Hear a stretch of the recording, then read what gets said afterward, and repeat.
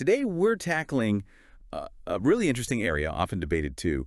Where exactly do we draw the ethical lines in professional sports? Yeah, and it's something you, our listener, brought up with some great sources, got us thinking hard about what actions, really damage the game. Absolutely. And you can't help but think about the recent context, the whole situation with Pete Rose.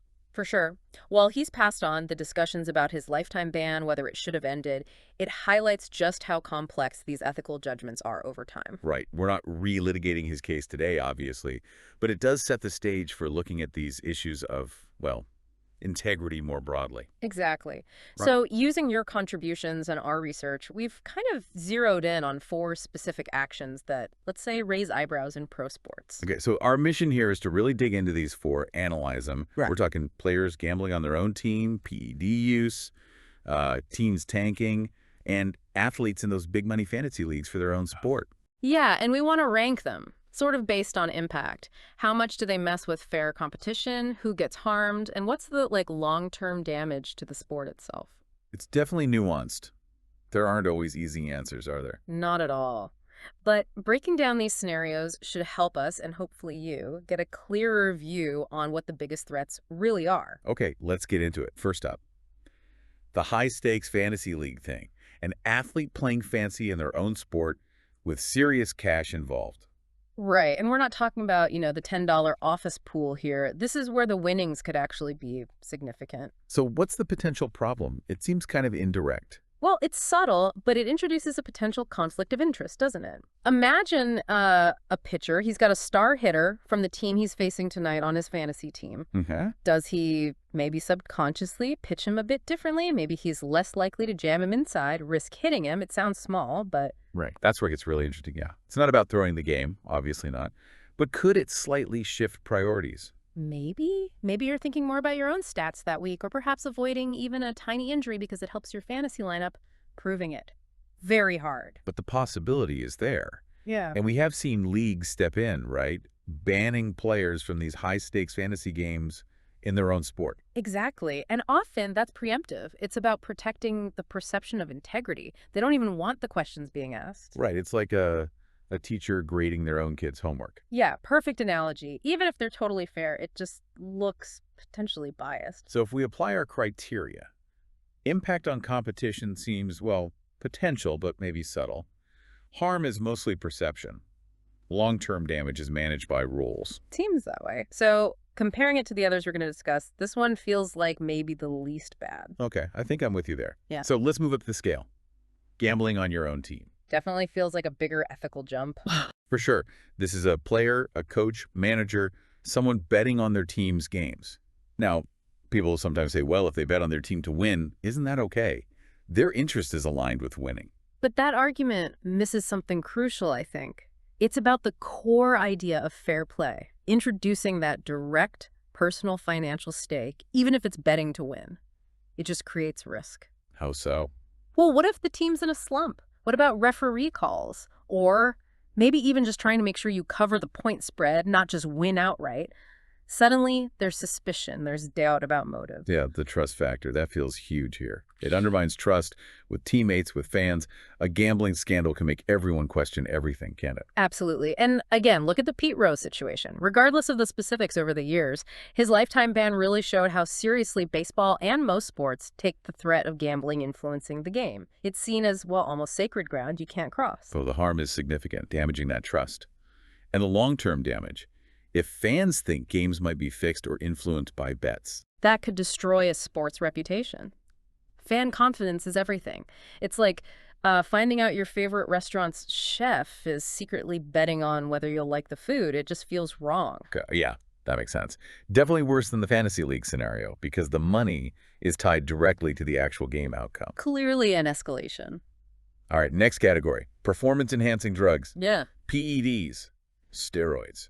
This blew up, particularly in baseball, didn't it? Completely changed the conversation for a while. Oh, massively. You had guys like Barry Bonds just rewriting record books that had stood for, decades, nearly a century in some cases. And the core issue here is? It's the direct hit to fair competition. PEDs give you an unnatural physical edge, strength, speed, recovery. It's not subtle. It fundamentally tilts the playing field. So clean athletes just can't compete on the same level.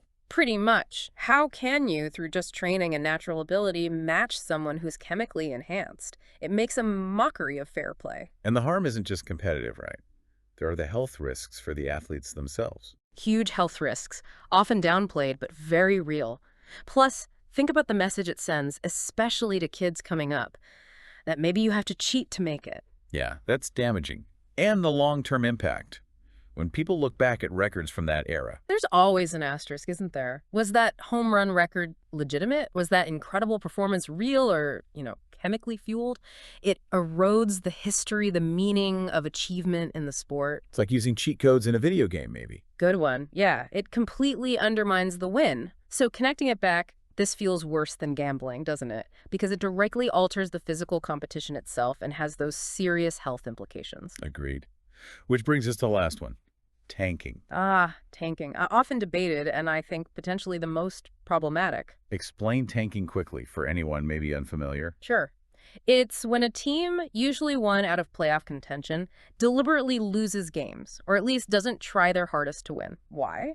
To get a worse record, which usually means a better draft pick next season.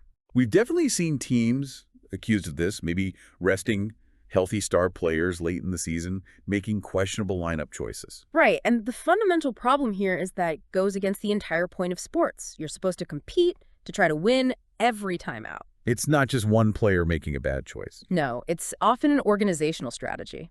The whole team, the whole franchise, is deciding not to compete to the best of their ability right now. That Yeah. undermines the very essence of sport. And think about the harm to the fans. You buy a ticket, you tune in, you invest your emotions. And you expect effort. You expect them to try. When a team is visibly tanking, it feels like a betrayal. It's disrespectful to the fans paying money and investing time. Yeah, you see attendance drop, ratings dip sometimes when a team is obviously not trying. And what about the players on that team, the coaches? Must be incredibly demoralizing. You're a professional athlete, you want to compete, but the organization's goal is, well, losing. It's a bizarre and damaging situation. So the long-term damage. Mhm. If fans start believing that lots of games don't really matter because teams are tanking. It erodes the league's credibility. Why watch if you suspect the outcome is not fixed exactly, but that one team isn't even trying? It makes the whole league seem less legitimate, less engaging.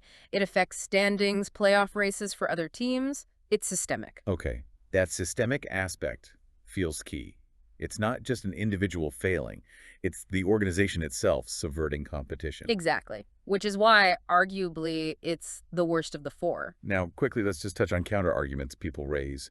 For tanking, some say it's just, smart long-term strategy, rebuilding. Maybe, but as we said, what about the current season? What about the fans now? It's a tough sell that deliberately losing is ever really okay in pro sports. And for PEDs, you hear the everyone was doing it argument sometimes. Yeah, but that doesn't make cheating right, does it? Or negate the health risks. Good point. And for gambling, the betting to win shows I care idea. It just ignores that critical need for absolute, unquestionable integrity. Any hint of financial interest creates doubt. And finally, fantasy leagues being just fun. When big money gets involved, just fun goes out the window. The potential for skewed motives appears, even if small. Okay, so let's recap the ranking then.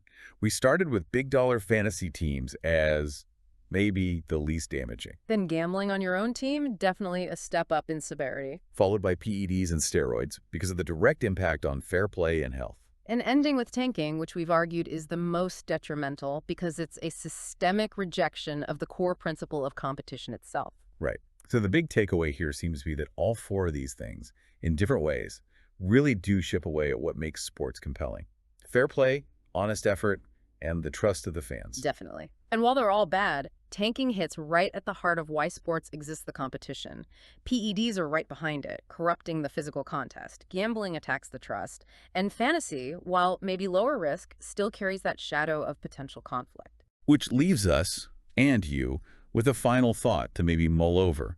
Given these different ways integrity can be compromised, what's the responsibility here? For fans, for the leagues, for the athletes themselves. How do we all uphold the integrity of the games we love? And are there other actions, maybe things we didn't even discuss, that you think are even worse for professional sports? It's a really important conversation and definitely one that's not going away.